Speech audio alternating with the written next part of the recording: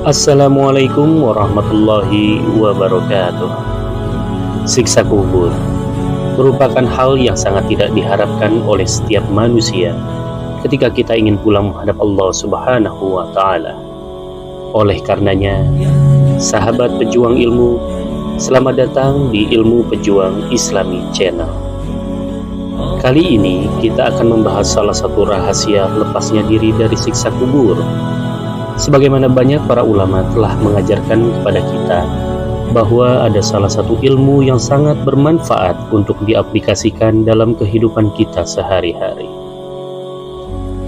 Apapun surah dalam Al-Quran yang kita baca, semua tentu memiliki khasiat yang luar biasa yang akan menjadi pelindung kita di hari akhir nanti. Selalu ada keistimewaan, kelebihan, fadilah masing-masing. Termasuk surah pelepas siksa kubur ini, yaitu surah Al-Mulk yang terdiri dari 30 ayat. Apabila kita membaca surah Al-Mulk ini secara istiqomah, niscaya di alam kubur nanti dibebaskan dari siksa kubur dan tidak akan disulitkan dengan pengadilan kubur. Lantas, apa keutamaan surah Al-Mulk ini? Keutamaan surah Al-Mulk perlu diketahui oleh seluruh umat muslim karena memiliki fadilah yang sangat menakjubkan. Siapa yang membacanya, niscaya ia termasuk orang-orang yang beruntung. Surah Al-Mulk, yaitu yang bermakna kerajaan, adalah salah satu surah yang agung dalam Al-Quran. Setiap ilmu yang bermanfaat, janganlah sekali-kali kita mengabaikannya begitu saja. Apalagi manfaat hal ini memberikan hal yang luar biasa untuk kehidupan kita yang sesungguhnya, yaitu di alam akhirat. Banyak amalan-amalan yang diajarkan oleh baginda Nabi besar Muhammad Rasulullah Sallallahu Alaihi Wasallam untuk mendapatkan ringanan dari siksa kubur. Namun, untuk hal yang satu ini, Nabi mengajarkan kepada kita untuk membaca 30 ayat ini. Allah bukan memberikan janji keringanan siksa kubur, melainkan melepaskan seorang makhluk dari siksa kubur. Insya Allah tidak lebih dari 10 menit untuk membaca surah ini. Namun akan terasa sekali kita kehilangan dari manfaat surah ini ketika kita telah tiada di alam dunia bagi yang tidak mengamalkan surah ini. Berikut ini adalah 3 keutamaan surah Al-Mulk sebagaimana disebut baginda Nabi besar Muhammad Rasulullah Sallallahu Alaihi Wasallam dalam hadisnya. Yang pertama, memberikan syafaat atau penolong bagi pembacanya hingga diampuni dosanya.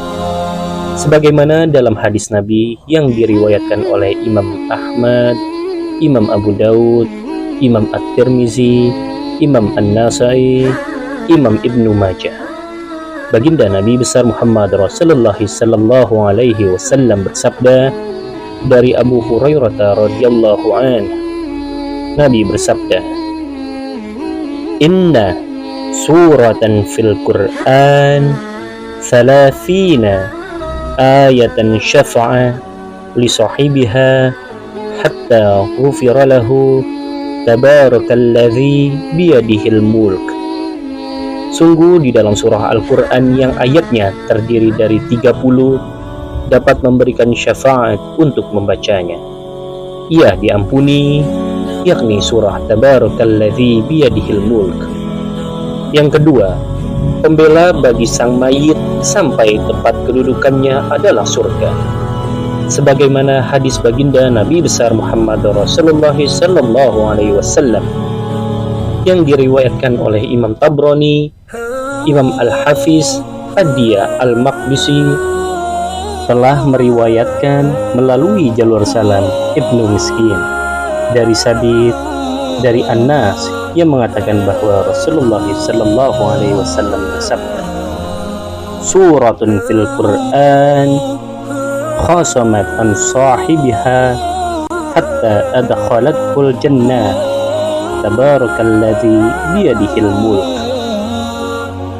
Ada suatu surah yang membela pembacanya hingga memasukkannya dalam surga, yaitu Tabarakalladzi biyadihil mulk. Dan masih banyak lagi fadilah di dalamnya.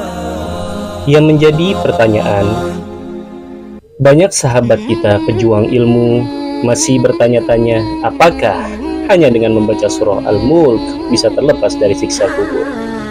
Yang perlu kita ingat adalah setiap apa yang disampaikan oleh baginda Nabi besar Muhammad Rasulullah SAW dalam hadisnya tak lain dan tak bukan merupakan wahyu yang diturunkan Allah Subhanahu wa Ta'ala melalui malaikat Jibril dan disampaikan kepada baginda Nabi besar Muhammad Rasulullah SAW. Ingatlah, Allah tidak akan mengingkari atas apa yang telah difirmankan dalam kitabnya, yaitu Al-Quran. Oleh karenanya, jangan banyak pikiran dan kegelisahan, bahkan meragukan atas apa yang telah Nabi Allah Muhammad Rasulullah SAW ajarkan kepada kita.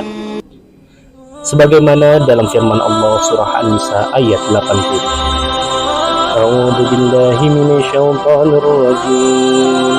Bismillahirrahmanirrahim.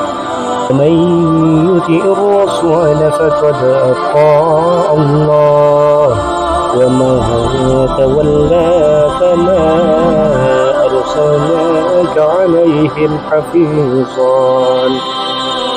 Sadaqallahul azim. Barang siapa mentaati Rasul Muhammad Rasulullah SAW, maka sesungguhnya dia telah mentaati Allah. Dan barang siapa berpaling dari ketaatan itu, maka ketahuilah kami tidak mengutus Muhammad untuk menjadi pemelihara mereka.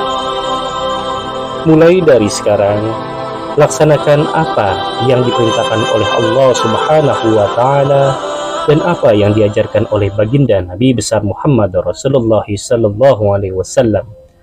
Perbaiki diri kita untuk menjadi diri yang lebih baik. Hanya itu yang bisa kami sampaikan dalam tausiah kesempatan hari ini. Kurang lebihnya mohon dimaafkan. Segala kebenaran datangnya dari Allah Azza wa Jalla, dan segala kelemahan dan kekurangan serta kesalahan datangnya dari syaitan yang terkutuk. Akhirul kalam, wabillahi taufiq wal hidayah. Wassalamualaikum warahmatullahi wabarakatuh.